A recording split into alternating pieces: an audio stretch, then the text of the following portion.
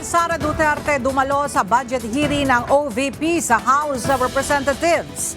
The VP Sara muling iginiit na walang pondo ng taong bayan ang ginamit sa kanyang mga biyahe abroad. Flood control project na ininspeksyon sa Bawang La Union sobrang substandard ayon kay DPWH Secretary Vince Dizon. Department of Transportation at iba pang mga ahensya naghahanda na ng libreng sakay kasabay ng idaraos na transport strike sa susunod na linggo.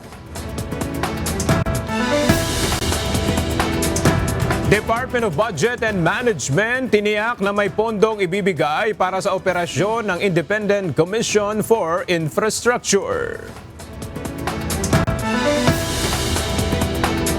At LRT2 may handog na libreng sakay ngayong araw matapos magkaaberya sa linya ng tren.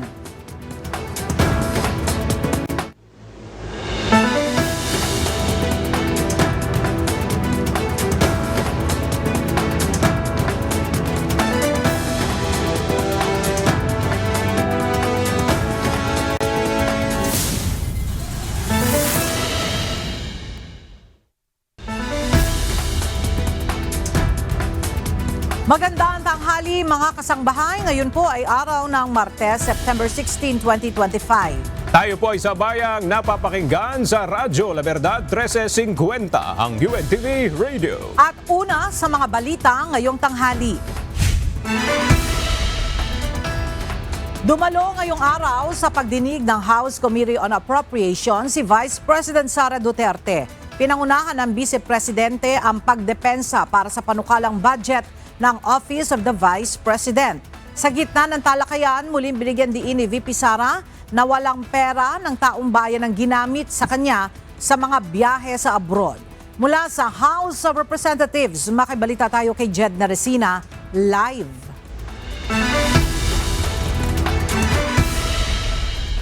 Jed, ano ang update sa deliberasyon ng OVP budget?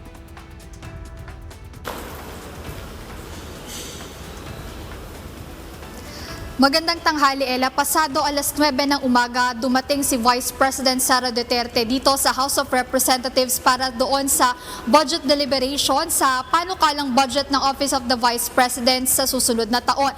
At bandang 10:40 ng umaga ay tinerminate din ng House Appropriations Committee ang deliberasyon ng panukalang pondo ng OVP. Pumuntang personal sa House of Representatives ngayong araw si Vice President Sara Duterte para dumalo sa budget hearing ng kanyang tanggapan.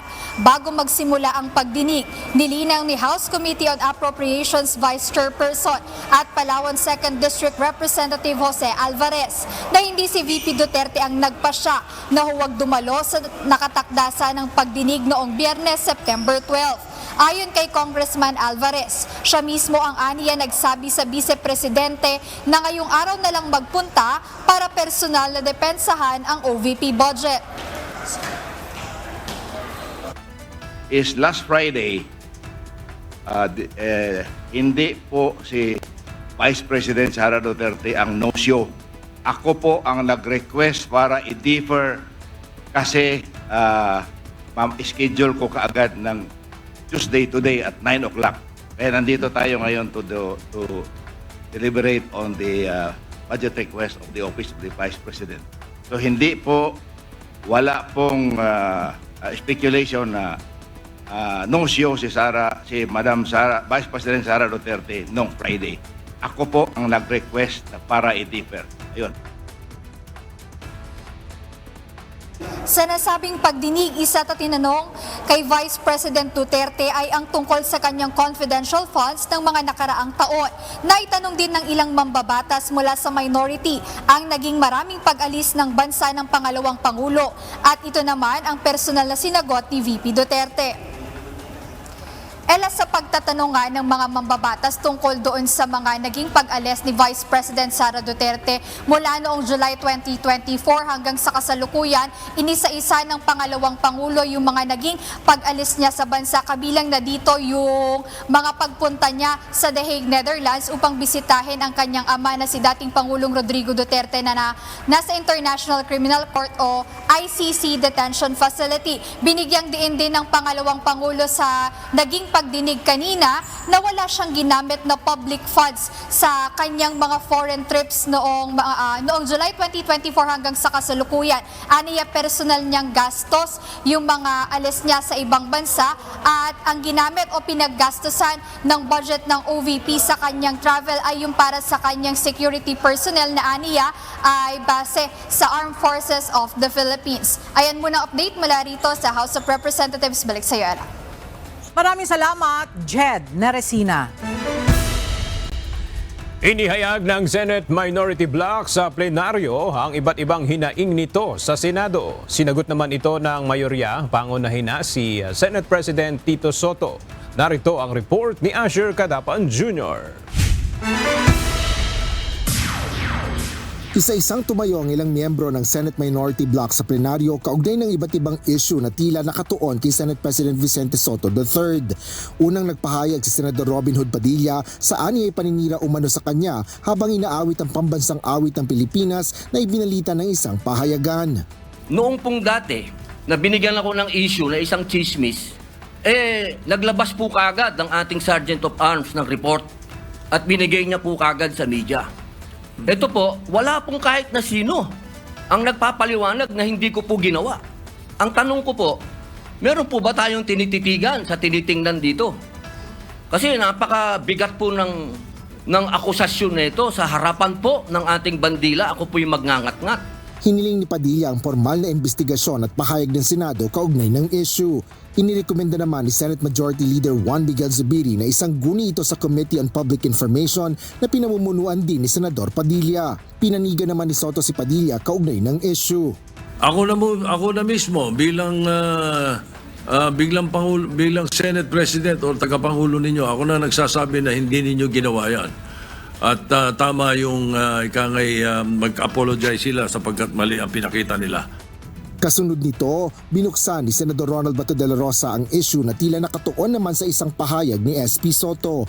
Kaugnay ito ng pagpapalipat-lipat ng pisikal na kustudiya ni Bryce Hernandez, dating opisyal ng pamahalaan na nasasangkot sa anomalya sa flood control. If I quote your answer, Mr. President, gimmick yan ng minority. Hindi ba nila naiisip na baka si Martin Romualdez ang tuta ko? Makabintang sila porque pinagbigyan ko yung TRICOM, tuta na ako. May ginawa ba akong illegal? Yung request ng House of Representatives, illegal? Hindi. Ang gusto ninyo, awayin ko yung House of Representatives on day one. Mamatay sila sa sama ng loob. Nagpahayag naman ng pagkadismaya si Senador de la Rosa sa pahayag ni Soto. Ang kinasama lang ng loob namin is bakit kailangan pang patayin kami sa sama ng loob? Hindi na po masama ang loob namin. Tanggap na namin na kami minority. At pangalawang punto, Mr. President, gimmick lang ng minority yan. Ang Senado po, hindi po ito noon time TV show na puro gimmick ang ating tinitik up dito. Kami po ay nag-raise dito ng legitimate issues which requires legitimate attention. Sinagot naman ito ng tagapangulo ng Senado. When I said mamatay sila na sama ng loob, we were addressing the trolls. Because it was the trolls who were saying something to that effect. Na misunderstood nila completely. No? I'm not supposed to do this. I'm not supposed to answer you here in the rostrum, but I cannot help but do that because you took the floor. And parang sinisita mo yung Senate President, which is very unparliamentary. Kaugnay rin ng kustudiya ni Hernandez, iginiit ni Soto na hindi siya sumunod kay House Speaker Martin Romualdez dahil tumutol pa nga niya siya na manatili ang dating DPWH official sa Kamara. Inindigan naman ni Senate Minority Leader Alan Peter Cayetano ang pagsisiyasat ng ilang miyembro ng minorya. You cannot argue with the presiding officer. That is what, thank you very much. That is what is unparliamentary. You cannot argue with the presiding officer. Klaro yon, we all agree on that. But you can ask a question sa Senate President. Then the Senate President has an option to answer it himself or to pass it to the majority leader or whoever is in charge. Bukod dito, ipinunto rin ni Cayetano ang paglabag ng Senado sa witness transfer alinsunod sa Senate rules na kanyang sinalaysay. Pagkatapos nito, muli namang inihayag ni Senate Deputy Minority Leader Rodante Marcoleta ang kanyang mga hinaing na nauna niya na rin sinabi na sinagot naman ni Senador Soto. As far as I'm concerned, there's nothing illegal or out of the rules that we have done. My opinion, as aired, kung hindi nyo nagustuhan, pagpasensya nyo ako. Kung hindi nyo nagustuhan yung mga sinabi ko, na opinion ko. Pero I never mentioned names. When I said, baka na-edit, tama yung sinabi ni Senator Pangilinan. Iba yung thinking eh. Bakit iisipin nyo kagad na pinapa-edit ko yung affidavit? Bukod sa mga nabanggit na minority members, nagsilita rin sina Senators Joel Villanueva at Jinggoy Estrada kaugnay ng kustodiya ni Hernandez na nagsangkot sa dalawang senador sa anomalya ng flood control projects. Asher Cadapan Jr., UNTV News and Rescue. Diyos ang aming sandigan, serbisyo publiko ang aming pinahalagahan. Handang pumirma ng anumang waiver sina Senators Jinggoy Estrada at si Senate Deputy Minority Leader Joel Villanueva para buksan ang kanilang bank accounts. Ito ang inihayag ng dalawang senador matapos masangkot ang kanilang pangalan sa umano'y anomalya sa flood control projects. Ayon kay Estrada, bukas siya na imbestigahan ang kanyang bank accounts. Habang sinabi naman ni Villanueva na noon pa man ay isinusulong na niya ang pagbubukas ng bank account ng mga opisyal ng pamahalaan. Ako, I'm open to an investigation. In fact, Mr. President, ngayon pa lang, kahit hindi pa nagko-comment sa Blue Ribbon Committee ni Senator Lacson, ngayon pa lang, I'm willing to sign any waiver to open my bank accounts. And that I'll put that on record. We have been consistent ever since. In fact, we have a bill for government officials na dapat naka-waive yun. I was just elected as Committee on Banks Chair. We'll pass it. Inihayag ni Negros Occidental 4th District Representative Jeffrey Ferrer na hindi pumirma sa Manifesto of Support para kay Speaker Martin Romualdez si House Assistant Majority Leader Negros Occidental 3rd District Representative Javi Benitez. Kapwa kabilang ang dalawa sa National Unity Party o NUP, pangalawang pinakamalaking partidong politikal sa Kamara. Ang detalye sa ulat ni Rosa Licoos. Lumagda sa Manifesto of Support para kay House Speaker Martin Romualdez kamakailan ang mga kinatawan sa Negros Island Region. Lahat maliban sa isa ang pumirma rito ayon kay Negros Occidental 4th District Representative Jeffrey Ferrer. Ito ay si Negros Occidental 3rd District Representative Javi Benitez, isa ring House Assistant Majority Leader. Anak si Congressman Javi ni Bacolod City Representative Albi Benitez, isa sa mga napaulat na contender ni House Speaker Martin Romualdez bago pa man magbukas ang 20th Congress. To tell you frankly, we have this manifestation in NIR, Negros Island Region. The whole congressman ay nagsusupport kay Speaker. They signed. Only the Congressman Javi Benitez did not sign. Tinawagan ko rin si Javi, so sabi niya na he will call me after 5 minutes. So hindi siya tumawag, at least open kami sa kanya. Nagpadala ng kopya ng Manifesto of Support si Congressman Ferrer.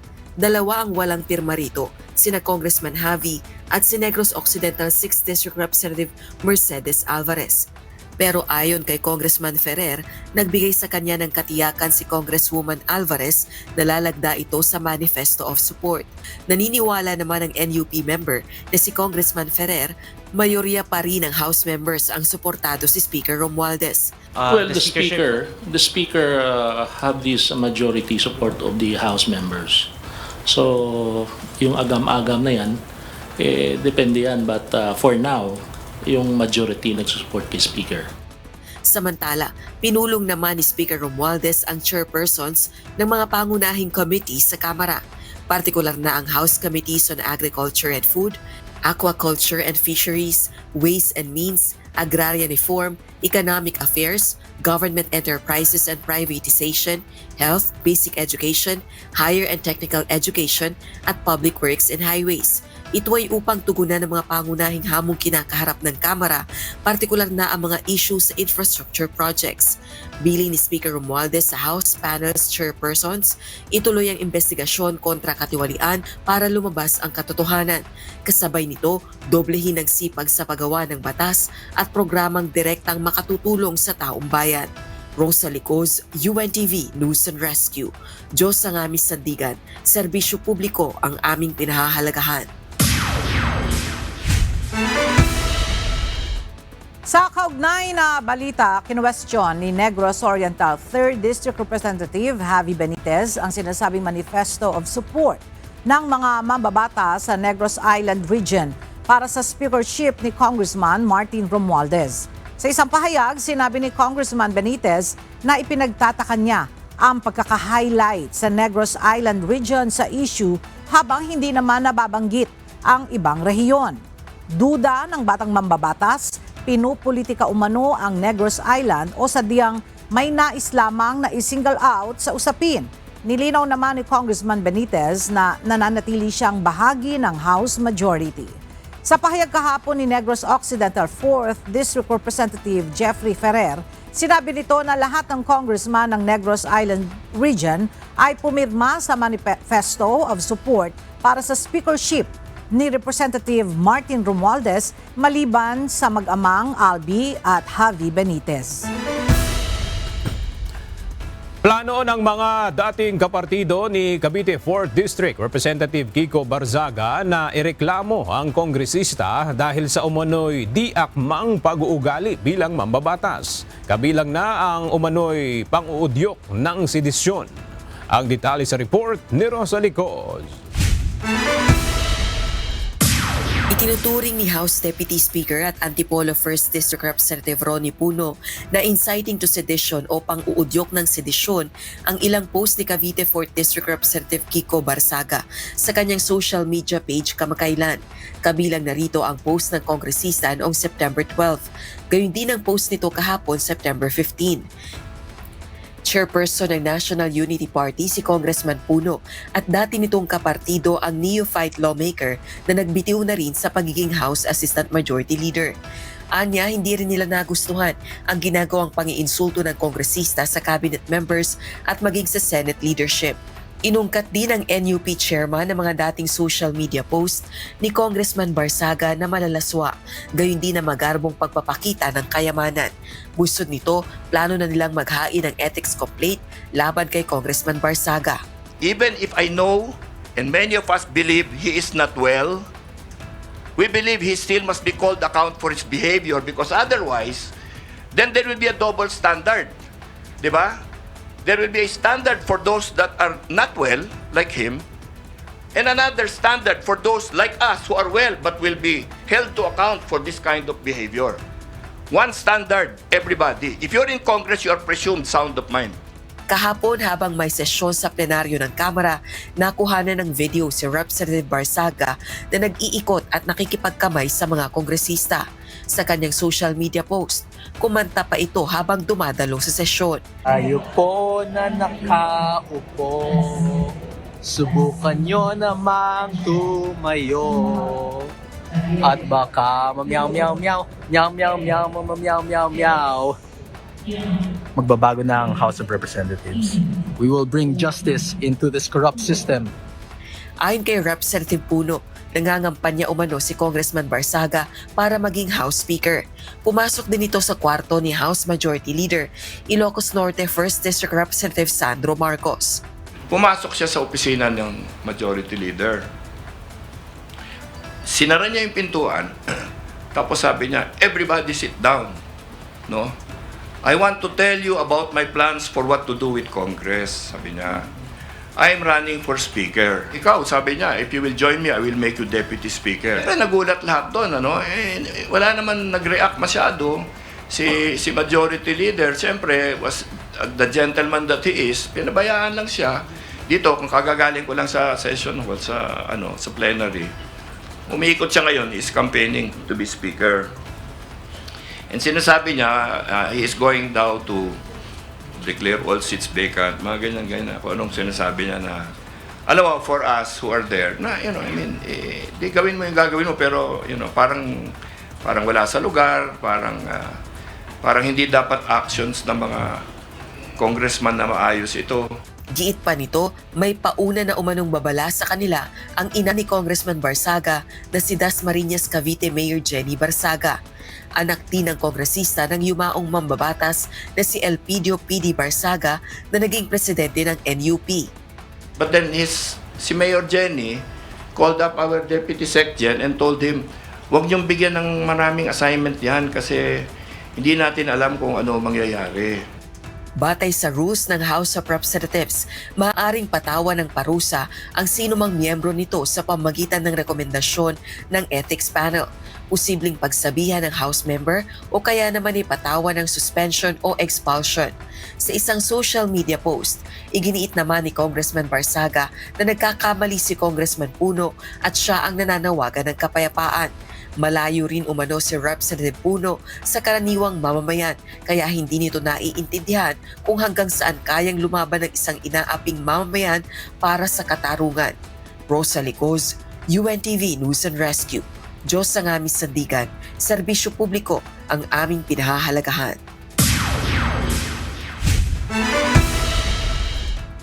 Nabanggit ang pangalan ni Ako Bicol Party List Representative Zaldico sa pagdinig sa panukalang pondo ng Department of Agriculture para sa 2026 ng House Committee on Appropriations. Ito ay matapos usisain si Agriculture Secretary Francisco Chu Laurel Jr. kaugnay ng pag-aangkat ng galunggong noong nakalipas na taon. Ayon sa Agriculture Chief, sa nakalipas na administrasyon, may mga kalokohang nangyayari sa pag-aangkat ng isda. At dito na niya nabanggit ang pangalan ni Congressman Ko na pinilit umano siyang maglabas ng fish import permit para sa 3 kumpanya nito. Gayunman, hindi umano siya pumayag dito. Bago ko pumasok, they were allowing unloading in private ports na kung sino lang maglista-lista. At ang rami kong tinanggal na listahan dahil maraming kalokohan. Sa totoo lang, nung panahon before my time, sa importation ng isda. And ayoko nang sabihin kasi meron din isang congressman na humingi sa akin ng maraming allocation at hindi ko pinagbigyan ng isda. At ang pangalan nun, Zaldico. Sige po, you mentioned Congressman Zaldico, so do you have more information about that? Well, I only have personal knowledge on the 3 companies he wanted me to give allocation kahit na may formula na kami. At hindi ako pumayag magbigay ng kahit isang container sa kanya sa 3 nominated companies niya. At ang isang kumpanya doon, pangalan pa, ZC Victory Fishing Corporation. So ano po yung gusto niyo pong banggitin about that? Do you feel that there is a conflict of interest there? Hindi naman. Ang sinasabi ko lang, we were being forced at that time to give him 3,000 containers of fish, which I did not agree. Well, very important that you mentioned being forced. No? What do you mean by being forced, actually? Well, pinipilit na kami mag-issue ng import permit while we already have a formula.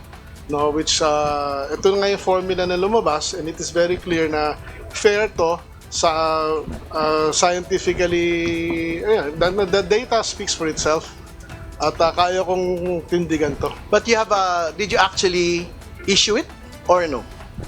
Did you issue po the request? No. All right. Pinamamadali ng mababang kapulungan ng Kongreso sa hudikatura ang pagresolba sa mga kaso na may kinalaman sa graft and corruption. Isa ito sa mga naungkat sa pagdinig sa kanilang proposed budget para sa susunod na taon. May report si Ivan Alvarez live.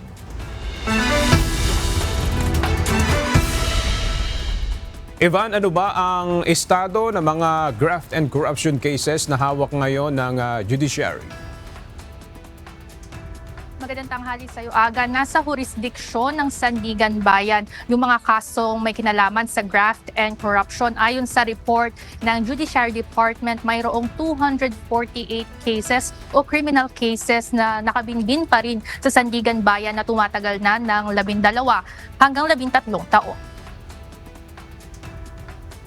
Dinidinig na yung araw sa mababang kapulungan ng Kongreso ang pondo ng Judiciary Department ng bansa. Isa sa tinitingnan ng mga mambabatas ay ang aging ng pending cases o tagal nang inaabot ng mga nakabinbing kaso. Ayon kay Assistant Minority Leader Chel Jokno, nais ng Kamara maging ng publiko na madaliin ng judiciary ang pagresolba sa mga kaso na may kinalaman sa korupsyon, lalo na ngayon na maugong ang mga usapin sa mga ganitong issue. The clamor nowadays of the people for accountability in terms of graft and corruption and related cases, we do hope that we can speed up all of these aging cases and assure the public as well that all the incoming cases involving large-scale corruption will be resolved as quickly as possible.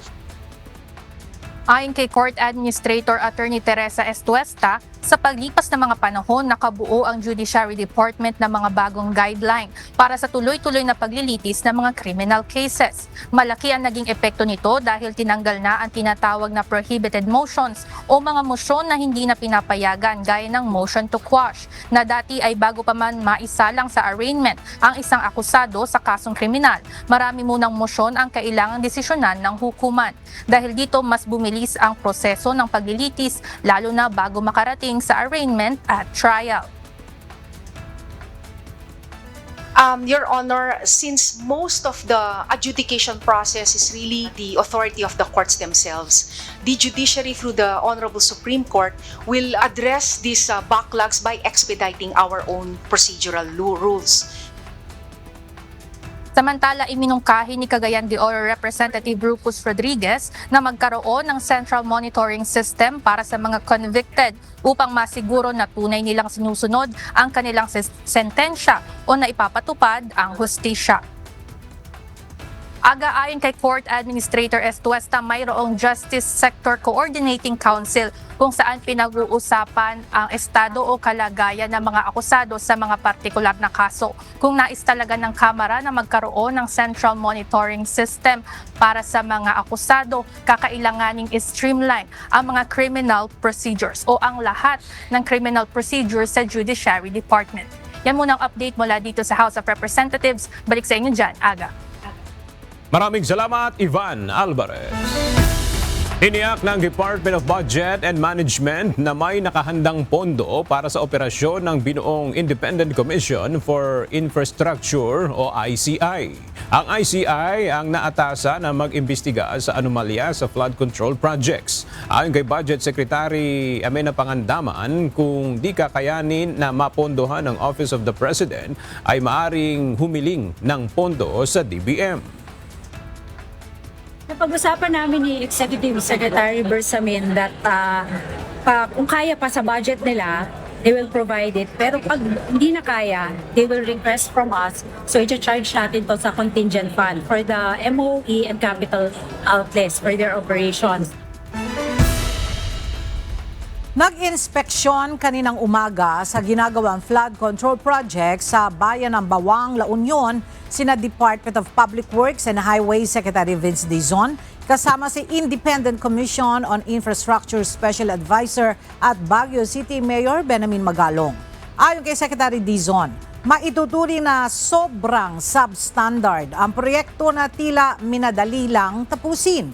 Mula sa Bawang, La Union, ang detalya hatid ni Benedict Samson live.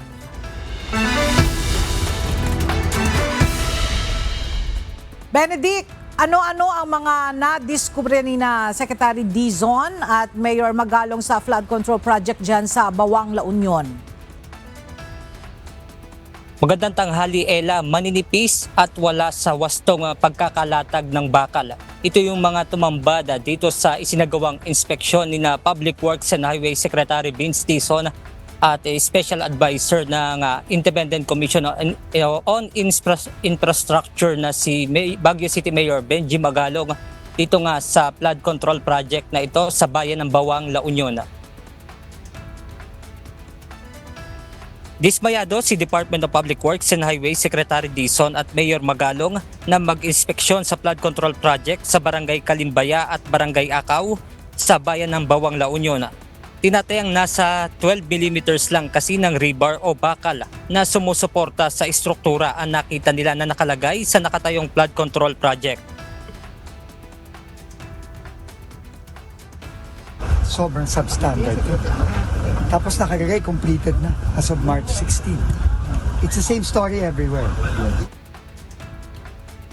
Isa pa sa ikidadismaya ng kalihim ay ang nadiskubre na tila props na whip hole o yung nakalagay na tubo na makatutulong naman upang maiwasan ang stress sa istruktura. Dapat yung mga whip hole na yan, ang tawag nila, 2 meters. So dapat ang haba niyan hanggang dito. Pumapasok yan dito, yung tubo niya. Eh nakita niyo naman, halos pinatong lang. Pinatong lang talaga. No, at hindi tayo magtataka kung yung ibang mga tubong nakikita niyong nakausli, ganun din. Ayon naman kay Independent Commission on Infrastructure at Special Advisor at Baguio City Mayor Benjamin Magalong, sa ngayon ay kinakalap na nila ang mga ebidensya na din nilang gagamitin sa investigasyon ng ICI. So part of that is i-analyze yung mga kakuha tayo ng mga sample itong mga bakal na ginamit. Nakita natin na based dun sa opinion ng ating mga structural engineers kasi pinadala ko to picture at nagbigay rin tayo ng reference, mukhang napakanipis. Dapat mga 16, it appears na mga 12 or 10 lang ito.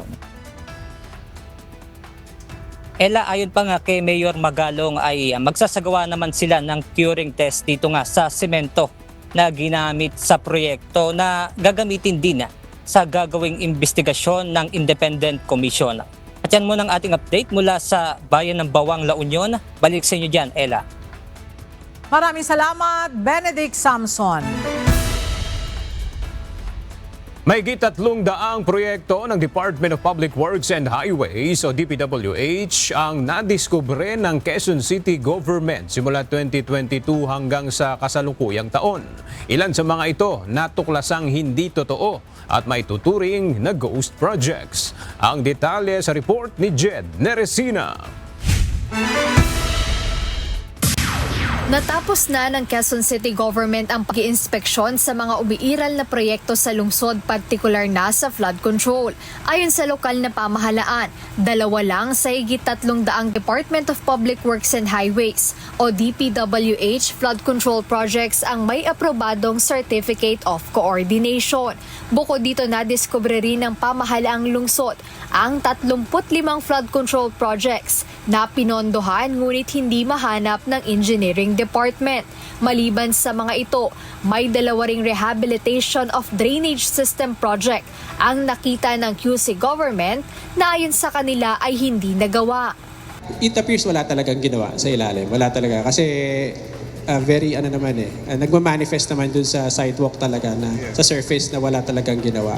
Unless napakagaling po ng kontraktor na talagang ginayang-gaya po niya.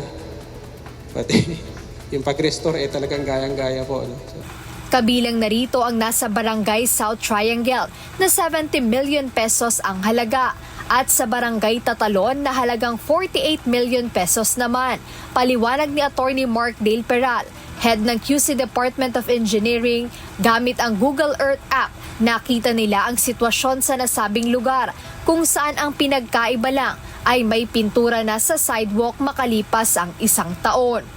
Nag-inspection po tayo September 13. Yun, ang pinagkaiba lang po may pintura. So kung papansinin niyo po yung inlet, kung alam niyo po yung inlet ng drainage, kung saan pumapasok yung tubig, yung pinakasira niya exactly the same po So parang nangyaring drainage system. Bukod dito, nadiskubre rin nila na 91 drainage system project ang nakalagay sa hindi flood-prone o bahaing lugar sa lungsod. Mayroon din anilang 170 projects na hindi makikita sa National Expenditure Program o NEP simula 2022 hanggang 2025. Natuklasan din nilang 7 sa 15 kontratistang tinukoy ni Pangulong Ferdinand Marcos Jr. ay may flood control project sa Quezon City. Jed Neresina, UNTV News and Rescue. Diyos ang aming sandigan, serbisyo publiko ang aming pinahahalagahan. Naghahanda na ang iba't ibang grupo para sa gagawing malawakang kilos protesta sa ilang lugar sa bansa sa darating na September 21. Tinagurian ito ang trillion peso march na gagawin sa Luneta Park at People's Power Monument sa EDSA. At para masiguro na walang aberya ang magiging kilos protesta, inihahanda na ng mga organizer ang permits para sa gagawing rally. Na-file na natin, na-receive na natin, in-email din natin. Batay naman sa mga nakaraan nating similar request, we expect na pagbibigyan, magkakaroon ng coordination kasi alam naman nila na napakahalaga nito sa taong bayan. So naniniwala tayo na hindi nila hadlangan ng ating karapatan na malayang magpahayag. Tiniyak din ng mga sasaling grupo na magiging mapayapa ang gagawing kilos protesta sa linggo. Sa kasalukuyan ay nasa 15,000 rallyista ang nagpahayag na makikilahok sa rally sa People Power Monument. Magkakaloob ng libreng sakay ang Department of Transportation sa mga maapektuhan ng transport strike ng Grupong Piston mula bukas, September 17 hanggang Biyernes, September 19. Magiging katuwang ng DOTR dito ang Philippine Coast Guard, Philippine Ports Authority at Metropolitan Manila Development Authority. Inatasan na rin nila ang Land Transportation Franchising and Regulatory Board o LTFRB na tukuyin ang mga rutang maapektuhan ng tigil pasada. Titiyakin ng Philippine National Police o PNP ang kapayapaan at seguridad sa isasagawang 3 araw na tigil pasada ng mga transport group. Ayon kay PNP Acting Chief Police Lieutenant General Jose Melencio Nartates Jr., inirerespeto ng PNP ang pagpapahayag ng saloobin ng mga transport group, subalit dapat pa rin idaos ng payapa ang strike. Mula sa Camp Crame, may report si Leia Ilagan live. Leia, ano ang direktiba ng PNP Chief sa mga pulis sa ipatutupad na seguridad sa transport strike sa susunod na linggo? Magandang tanghali sa iyo, Ella. Mahigpit nga magbabantay ang Philippine National Police sa ilalim ng paumuno ni Police Lieutenant General Jose Melencio Nartates Jr. sa ikakasang 3 araw na tigil pasada ng ilang transport group sa Metro Manila at iba pang bahagi ng bansa. Ayon kay Police Lieutenant General Nartates, layo nilang matiyak ang kapayapaan at kaayusan, lalo na sa mga lugar na may naulat na karahasan laban sa mga tsuper na hindi sumasama sa tigil pasada. Sinabi ni Lieutenant General Nartates na bagamat inirerespeto nila ang pagpapahayag ng saloobin ay dapat itong isagawa sa payapang paraan. Dapat din aniyang irespeto ng mga sasali sa tigil pasada ang karapatan man ng ibang tsuper na mamasada at maghanap buhay. Kasabay nito, Ella, inatasan na rin ni Lieutenant General Nartates ang mga police commanders na paigtingin ang police visibility sa mga lugar na pagdarausan ng demonstrasyon at protesta ng mga tsuper at operator simula bukas September 17 hanggang 19. Inuutos din ang pinuno ng pambansang pulisya na makipag-ugnayan ang mga police commanders sa mga lokal na pamahalaan para sa pagpapakalat ng police mobility assets at pagbibigay ng libreng sakay sakaling may ma-stranded na mga commuters. Ella? Maraming salamat, Leia Ilagan. Inaatasan ng Department of Transportation ang mga opisyal ng ahensya sa road at rail sector na gumamit ng pampublikong transportasyon. Batay sa memorandum na nilagdaan ni Transportation Acting Secretary Giovanni Lopez kahapon, 1 beses sa 1 linggo ay dapat maranasan ng mga opisyal ang pagko-commute. Maaari nilang gamitin ang mga public transportation na available sa kanila gaya ng mga public utility jeep and vehicles, EDSA busway at mga tren. Lahat ng opisyal ay hihinga ng weekly accomplishment report na siyang pagbabatayan ng ahensya para isaayos ang mass transport sa bansa. Kahapon, personal ding sumakay ng public transport si Lopez sa Commonwealth Avenue sa rush hour para obserbahan ang sitwasyon ng mga commuter. May libreng sakay na handog ang LRT Line 2 ngayong araw. Ito ang inanunsyo ng Department of Transportation bunsod ng nangyaring aberya kagabi hanggang kanina madaling araw. Kanina, balik na sa normal ang operasyon ng LRT 2 matapos na madiskaril ang isang tren sa Santolan Station dakong alas 10:30 kagabi. Alas 7 naman ng umaga nang mag-resume ang biyahe mula Recto hanggang Antipolo Station at vice versa. Nanawagan si Pangulong Ferdinand Marcos Jr. sa lahat ng government-owned or controlled corporations o GOCCs na mas pabilisin ang serbisyo nito sa publiko. Ito ang ipinahayag ng Pangulo ng pangunahan ang GOCCs Day sa Malacanang kanina. Ngayong taon naabot sa 116.84 billion pesos ang nakolektang dibidendo mula sa 53 na government corporations. Ayon kay Pangulong Marcos, mahalaga ang koleksyon na ito na magpopondo sa pagtatayo at pagsasaayos ng mga silid-aralan at ospital. Binigyang diin naman ng Pangulo ang halaga na mabigyan ng maayos rin na serbisyo ang mamamayan. My challenge to our GOCCs is to invest in modern technology, simplify our processes, and cut down on red tape so that every Filipino enjoys easy, fair, and dignified access to the services that they deserve. Sinabi ni Department of Justice o DOJ Secretary Crispin Remulla na nasa panig pa rin niya ang katotohanan kaugnay ng inihaing reklamo laban ni Davao City Acting Mayor Sebastian Baste Duterte sa Office of the Ombudsman. Narito ang report ni Dante Amento.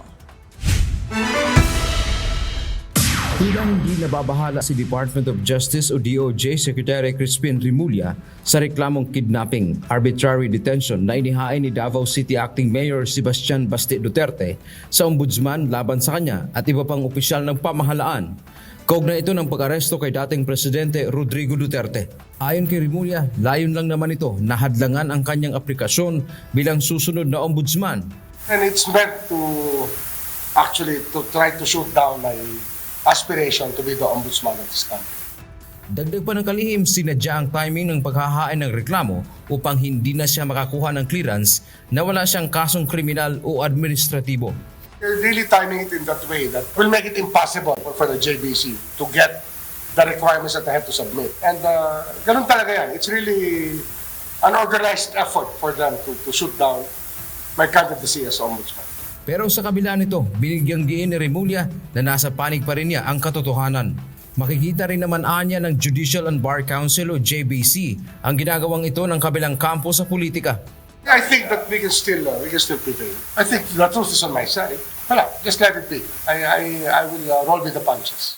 Samantala, naghahain din kahapon ng bukod na reklamo ang abogado na si Attorney Ferdinand Topacio laban pa rin kay Remulla, kaugnay naman ang umano'y arbitrary detention kina dating Mayor Alice Goo at Cassandra Ong. Dante Amento, UNTV, News and Rescue. Diyos ang aming sadigan, serbisyo publiko ang aming pinahahalagahan. Na-rescue ng mga tauhan ng Philippine National Police, Women's and Children Protection Center ang 14 na biktima ng human trafficking sa Palawan. Naaresto rin ng mga otoridad ang 4 na suspect sa illegal recruitment ng mga individual na patungo sa iba't ibang bansa sa Asia.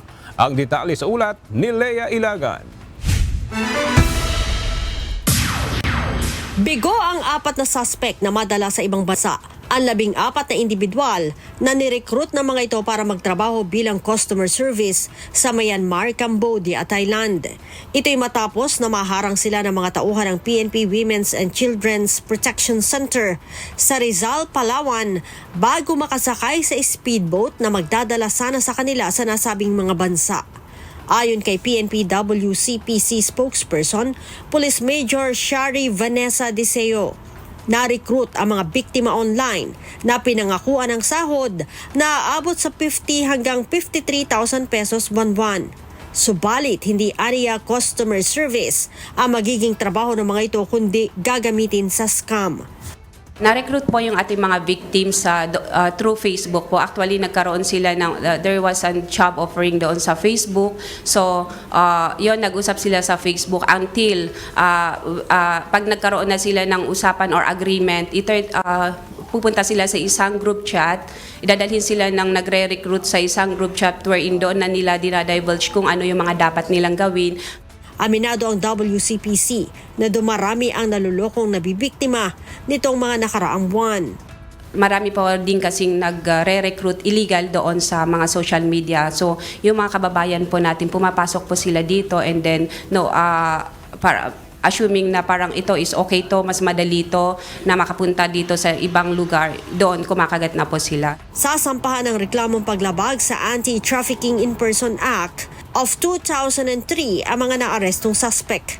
Paalala ng WCPC sa publiko, huwag basta-basta maniniwala sa mga hindi otorisadong recruiter upang hindi mapahamak. Leia Ilagan, UNTV, News and Rescue. Diyos ang aming sandigan, serbisyo publiko ang aming pinahahalagahan.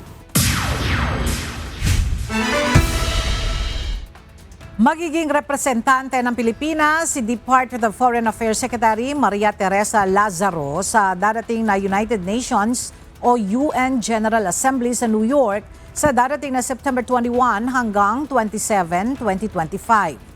Ito ay matapos kumpirmahin ng Presidential Communications Office na hindi na dito dadalo si Pangulong Ferdinand Marcos Jr. upang makapag-focus sa mga lokal na issue. Ayon naman sa pahayag na inilabas ng DFA, isa sa mga layunin ni Secretary Lazaro doon ay makipag-usap sa iba't ibang bansa upang isulong ang interes at mga prioridad ng Pilipinas. Target din ng Philippine delegation na mas paigtingin ang kampanya ng bansa para sa bid bilang non-permanent member ng United Nations Security Council para sa taong 2027 to 2028. Hindi umano dapat makialam ang United States o US sa usapin ng deklarasyon ng China ng National Nature Reserve sa Bajo de Masinloc o Scarborough Shoal.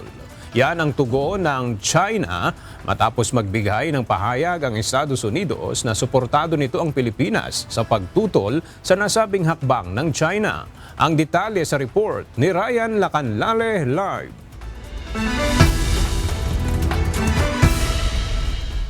Ryan, bakit daw hindi dapat makialam ang US sa usapin na yan? Aga, hindi bahagi ang US ng usapin kaya hindi ito dapat makialam. Iyan ang tugon ng China. Sumagot ang Beijing sa pahayag ng Estados Unidos na pagsuporta nito sa Pilipinas sa pagtutol sa plano ng China na gawing nature reserve ang Bajo de Masinloc o Scarborough Shoal. Ayon kay Chinese Foreign Ministry spokesperson Lin Jian, hindi raw dapat makialam ang Estados Unidos sa South China Sea dahil hindi ito partido ng usapin. Iginiit ng China na matagal nang sakop nito ang Wangyang Dao o Scarborough Shoal at lehitimong karapatan nila na gawin nitong National Nature Reserve. Muli din itong tinawag na illegal at walang visa ang 2016 Arbitral Tribunal ruling na pabor sa Pilipinas. Sinisirin nila ang US sa papalala ng tensyon at pagdadala umano ng gulo sa rehiyon. Nauna nang nagpahayag si US Secretary of State Marco Rubio na suportado nila ang Pilipinas sa pagtutol sa plano ng China sa Scarborough Shoal. Itinuturing ito ng US bilang isang paraan ng Beijing para piliting palawakin ang kanilang pag-angkin sa South China Sea na nakakaapekto sa mga karatig bansa. Pinatikos din ng Amerika ang pagharang ng China sa mga Pilipinong mangingisda na makapangisda sa traditional na bahagi ng Scarborough Shoal. Ayon sa kanila, ang ganitong mga aksyon ng China ay hindi lamang nakakasama sa mga makayan, kundi tuloy ring nagdudulot ng tensyon at kaguluhan sa rehiyon. Kaugnay nito, muling nanawagan ng Estados Unidos sa Beijing na igalang at sundin ang 2016 Arbitral Tribunal ruling. Sa desisyong ito, idiniklara ng korte na labag sa batas ang ginagawang panggigipit ng China sa mga Pilipinong mangingisda at maging ang batayan nila sa 9-dash line ay pinawalang kwenta rin ng tribunal. Dagdag pa ng US, ang ruling ay final at may visa sa parehong panig. Sabi ng Philippine Navy, false claim na naman ito ng China na mula sa non-existence 9-dash line na batayan nila. At siya po na ang latest mula dito sa Quezon City. Balik tayo, Aga. Maraming salamat, Ryan Lacanlale. Tinatalakay ngayon sa Senado ang panukalang budget ng Department of Education o DepEd para sa susunod na taon. Kasabay nito, sinabi ni Education Secretary Sani Angara na kaya nilang magastos ang nasa 60 bilyong pisong dagdag na pondo para sa pagpapatayo ng silid-aralan. Mula sa Senado, narito ang report ni Asher Cadapan Jr. live.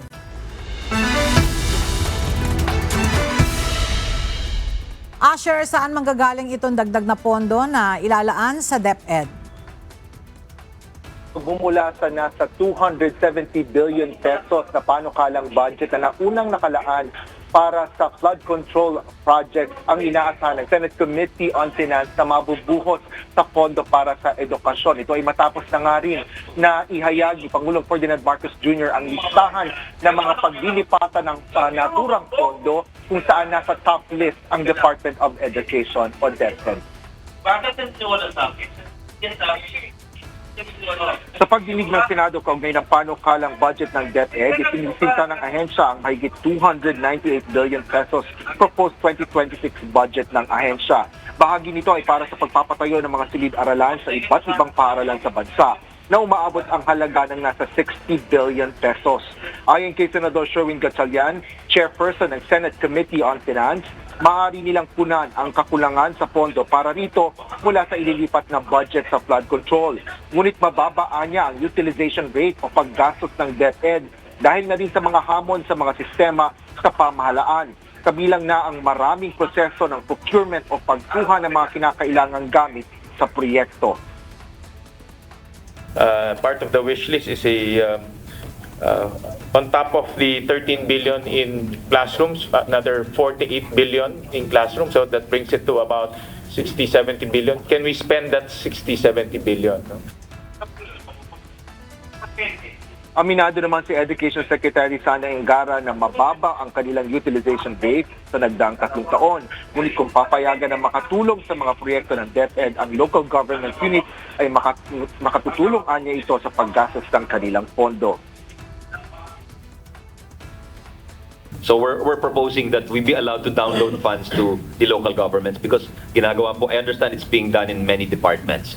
I'm not sure kung NIA or DA, where the local governments are really involved. And you would know as a former LC or local chief executive, the capacity. So I think definitely if we allow that and we remove the traffic from the DPWH and allow 1,000 flowers to bloom, so to speak, Mr. Chair, I think it's very much possible. Ayon naman kay Senador Bam Aquino, maabot ng nasa 166,000 ang mga silid-aralan na kailangan. At kung makakatulong ang LGU sa pagpapatayo ng mga ito, ay mas makakamura pa ang pamahalaan. Pakiramdam ko dito ay mas maganda kung maraming iba't ibang paraan. No? It's not just one. I think the reason why we ended up with 166,000 classroom gap is because we put all our eggs in the DPWH basket. No? So ngayon po, we are actually spreading it further. No? We're allowing LGUs to build. We also know from our hearings that they build at a cheaper price than DPWH and they build faster. Paliwanag pa ng DepEd Secretary, kailangan ng tiyakin kung ano ang pagkakaiba sa pagpapatayo ng LGU sa Department of Public Works and Highways. Maaari niyang mas maayos rin ang konstruksyon ng DPWH kaysa LGU, kaya mas mataas ang presyo nito. Ella, binigyan din ni Secretary Angara ang transparency sa pagpapatayo ng mga silid-aralan para nga sa kanilang mga kakulangan sa iba't ibang lugar sa bansa. Yan ang latest dito sa Senado. Balik sa'yo, Ella. Maraming salamat, Asher Cadapan Jr. At sa iba pang balita, itinaas na ng State Weather Bureau na DOST Pag-asa ang La Nina Alert nitong Lunes kasunod ng paglamig ng Pacific Ocean batay sa climate monitoring ng ahensya. Batay sa climate models at pagtaya ng mga eksperto, nasa 70% ang tsansa na mabuo ang La Nina mula Oktubre hanggang Disyembre ngayong taon. Maaari din itong tumagal pa hanggang Pebrero sa susunod na taon. Ang La Nina ay nangangahulugan na maaaring magkaroon ng mas maraming mga bagyo hanggang sa pagtatapos ng taon.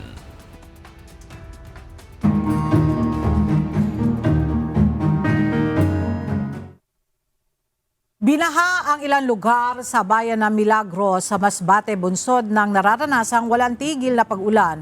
Simula pa kaninang umaga, bunsod ng umiira na low pressure area o LPA. Mula sa Masbate, makibalita tayo kay Jerry Galicia live. Jerry, ano-anong mga lugar dyan sa Masbate ang binaha at mayroon bang mga residente na kinakailangang ilikas?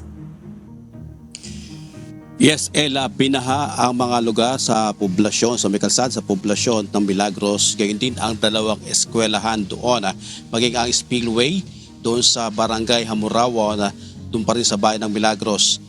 Busod nga yan ng naranasang walang tigil na pag-ulan kanina, simula pa kaninang umaga dito sa Masbate. Nakaranas ng hanggang tuhod na tubig baha ang mga residente sa kalsada sa barangay Poblasyon sa bayan ng Milagros, bunsod ng umapaw ng mga drainage ng barangay. Ang ilang mga motorista napilitan na magtulak ng kanilang motorsiklo matapos tumirik sa tubig baha. Nagpilit din tumawid ang ilang sasakyan kahit mataas ang tubig baha sa kanilang lugar. Nalubog din sa tubig baha ang ilang classroom sa Milagros East Central Elementary School. Gayon man, patuloy pa rin ang klase ng mga mag-aaral. Ayon sa mga guro, 3 classroom sa grade 4 at isa naman sa grade 3 ang nakaranas na pasukin ng tubig baha ang kanilang silid-aralan.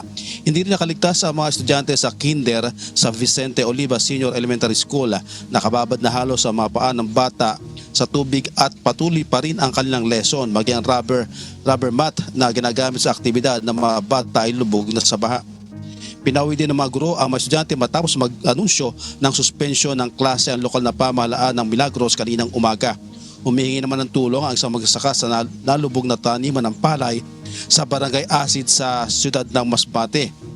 Sa post ni Imelda Pacheco, may inapawan ng tubig baha ang kanilang halos 1 hektarya ng taniman ng palay na namumunga na. Kaya ang panawagan niya sa mga kinaukulan na matulungan sa kanyang naranasan epekto ng malakas na buhos na ulan sa kanyang palayana. At Ella, inapawan din ng tubig baha ang isang spillway doon sa barangay Humarawa na Milagros, Masbate, kung saan nga ilang mga motorista ang pansamantalang na-stranded doon sa lugar. Yan ang balita mula din sa Bicol Region. Balik sa iyo, Ella. Maraming salamat, Jerry Galicia. Binuksan na ang pinakamalaking hemodialysis center sa Malolos, Bulacan, kung saan aabot sa nasa 400 dialysis patient ang pwedeng makinabang sa libreng serbisyo nito. Mula sa Malolos, Bulacan, makibalita tayo kay Nestor Torres live. Nestor, ano ang detalye niyang bagong bukas na dialysis center sa Malolos?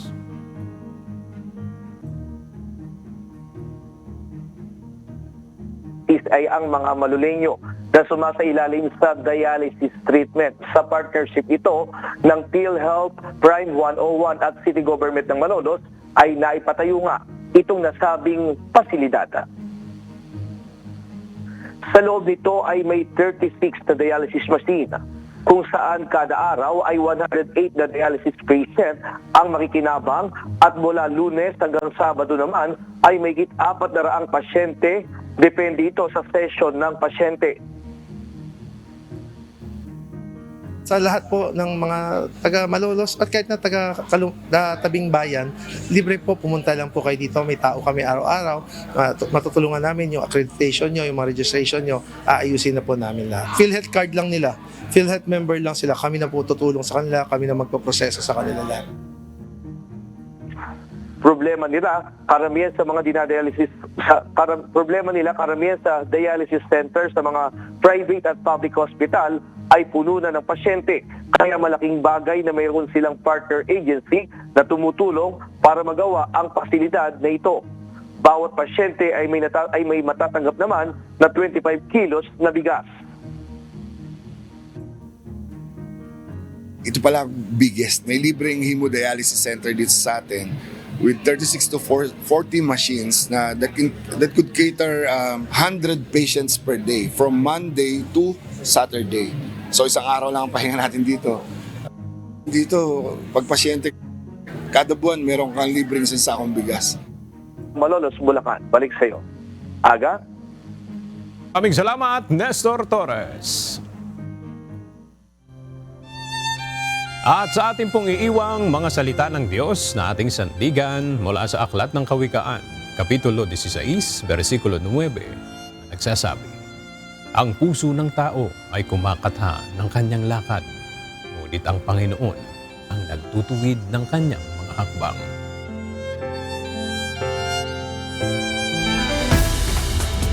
At yan ang mga balitang aming tinutukan at inaksyonan. Dahil sa aming pagbabalita, una ang pagkalinga sa kapwa. UNTV CE News, may balita saan mang panig ng daigdig. At dito sa UNTV, Diyos ang aming sandigan, serbisyo publiko ang aming pinahahalagahan. Magandang tanghali.